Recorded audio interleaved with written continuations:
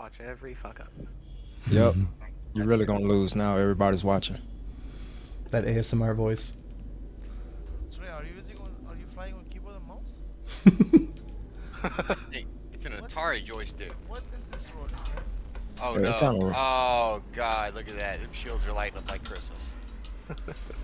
Jesus, come on, come Oh, on. you using an arrow? Oh, yeah, that's it. I'm sorry, bro.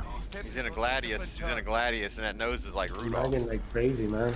Stray bullets. I'm seeing a lot of stray bullets from you. Already red now. Oh, you ain't got no shields already, bro.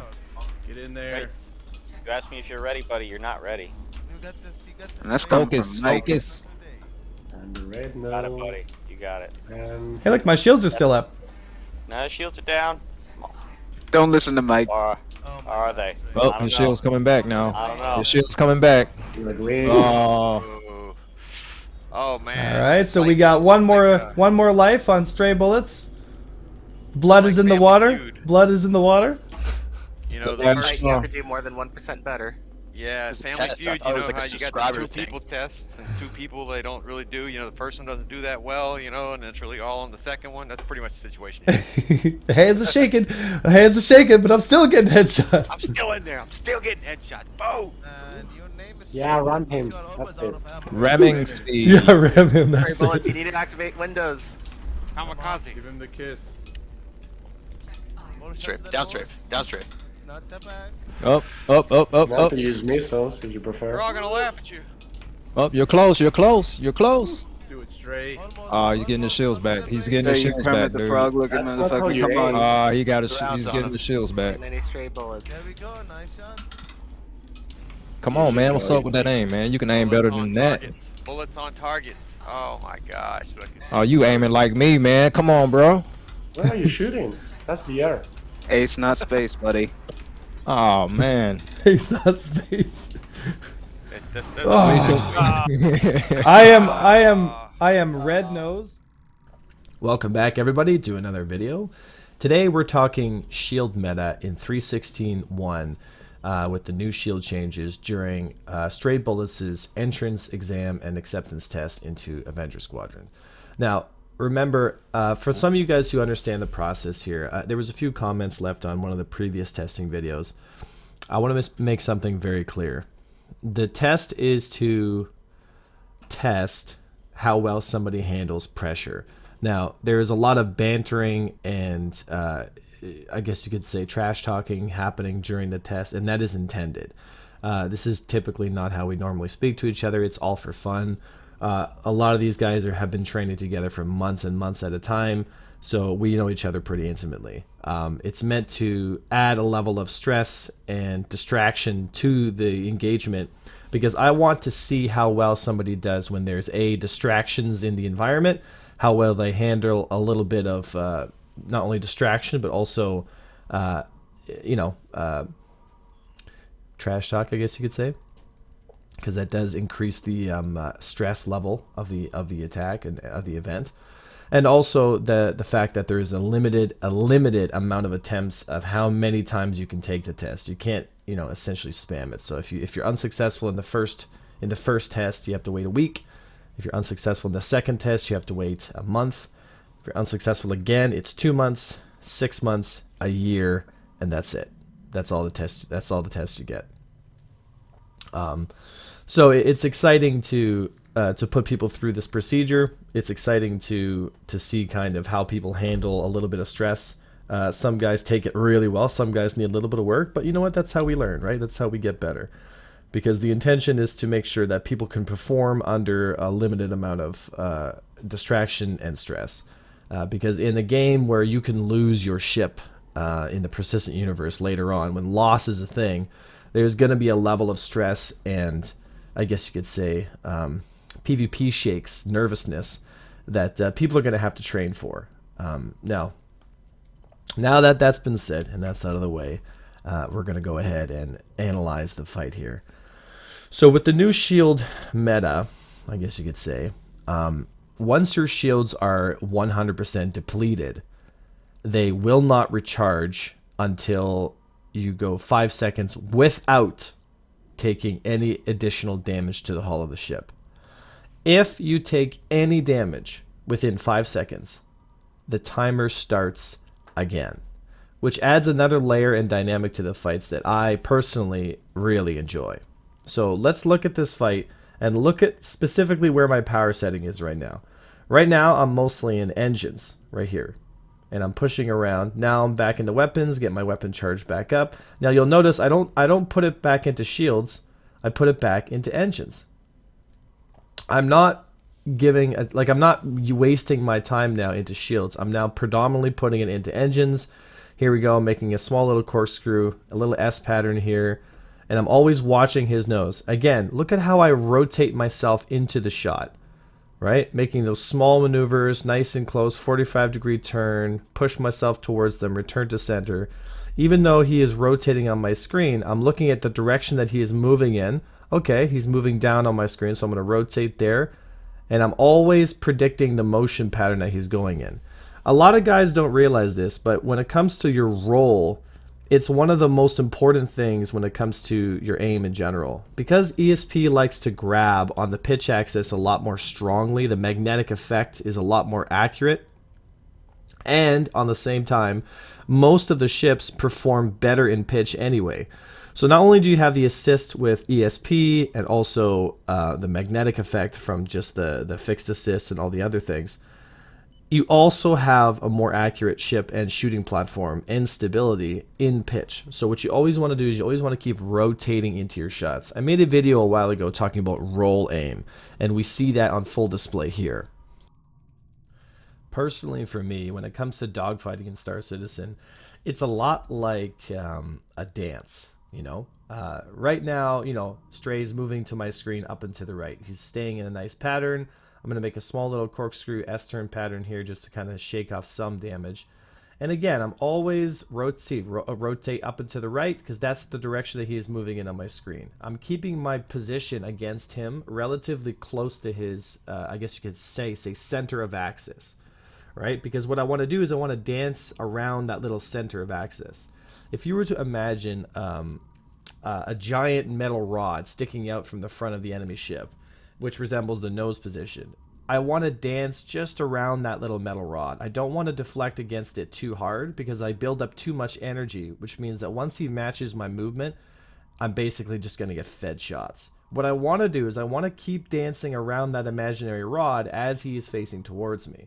I want to make my corkscrews, I want to make my S patterns, and I always want to, what I call pattern set, in a position that rotates around my enemy, but always, always, always, always, always rotating so that the momentum direction that my enemy is moving in is being canceled by my roll, so I'm getting my pitch onto the target.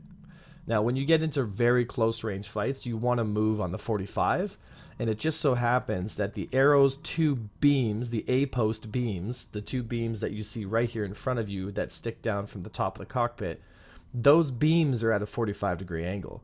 So if you were to put an imaginary, you know, not imaginary, if you were to put your enemy at the top of that beam and let it slide down to the front of your nose, that's a good, I guess you could say, position to put yourself in if you're in a very high rate turn. You want to put that guy basically on that beam and slide him down the beam to your front of your nose as you move yourself into a full pitch. See, right here, slide down the beam, down to center.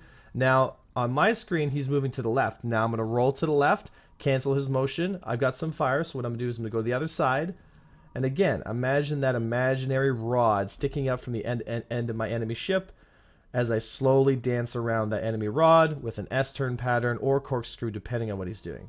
Now that we visualize this in this turn here we go, full energy turn. I'm receiving damage, so I want to make some kind of effort to shake it off. I don't want to sit and trade with a Gladius because I'm just simply not going to win that fight.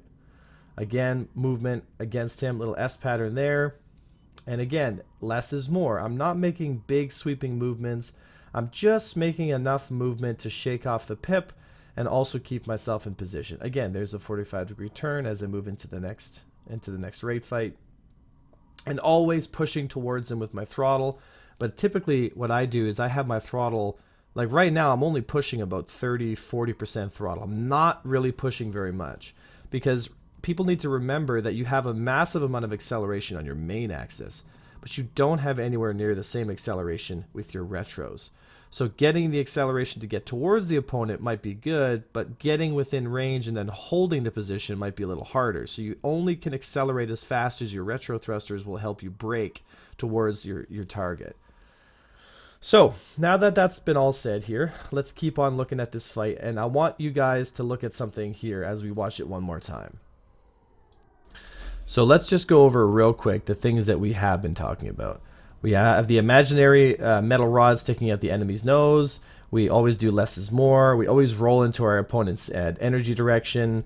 We don't want to overextend or push too quickly towards them with too much throttle. And we're always making sure that we're corkscrewing towards our target. And as soon as we receive any kind of damage, we're going into a pattern to kind of get ourselves away from any kind of incoming damage. That being said, we also know that the shields are only going to come back if we have 5 seconds of no fire sustained against us at all, which means that as soon as we run out of shields, you're better off putting your power into your weapons and your engines and just lasing your target down. A lot of guys get stuck in what I call pip fixation, which basically means they're too focused on the little imaginary box that's bouncing around and not enough on what's actually happening during the fight. This is very common. I've done it many times. All the guys in Avenger Squadron have done it. Everyone who's training will do it. Everyone who has yet to train will also do this. You will do this, and your friends will do this. Everybody will get pit fixated. It's natural. It's just the way it is. But what we want to do is we don't want to look too closely at the little box that's being dragged around. What we want to do is we want to look at the relationship between my ship and their ship and what's actually happening. So I want you to perform this little experiment as we go through this fight. I don't want you to look at this little square, okay? I want you to look as if there was no pip system whatsoever.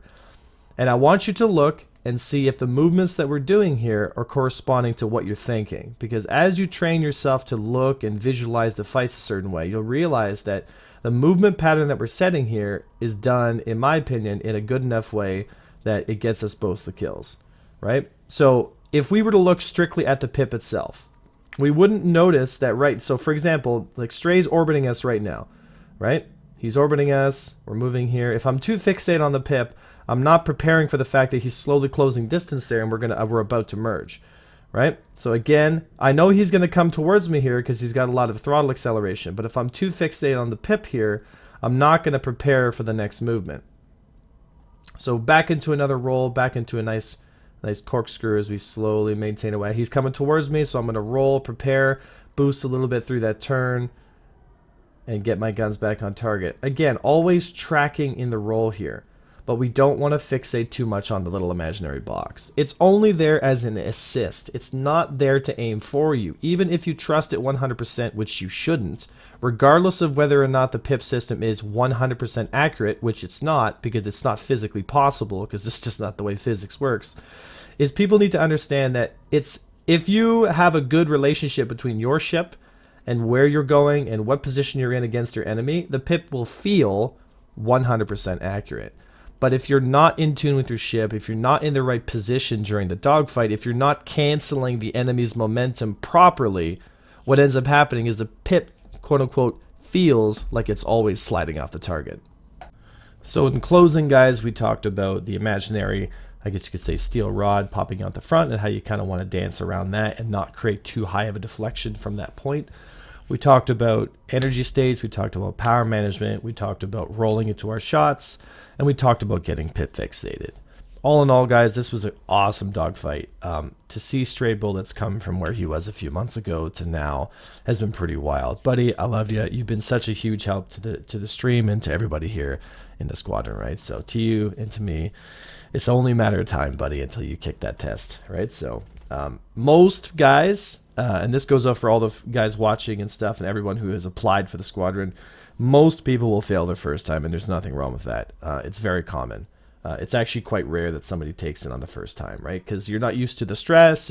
Everyone thinks that they can do the test, and then they do it, and they're like, that was a lot harder than I thought. So, you know, but now they're used to it. Next time won't be so different, right? So, Alright guys, that's all I got for you today. This was a little bit longer of a video, but I wanted to really break down some common, very common things and mistakes that I see everybody doing. Not just, you know, guys that I train with. It's everybody, right? So take a look at Predator mounts, guys. If you're interested in getting a mounting system for your joysticks, they're the ones I use. I find them to be absolutely rock solid. The customer service great.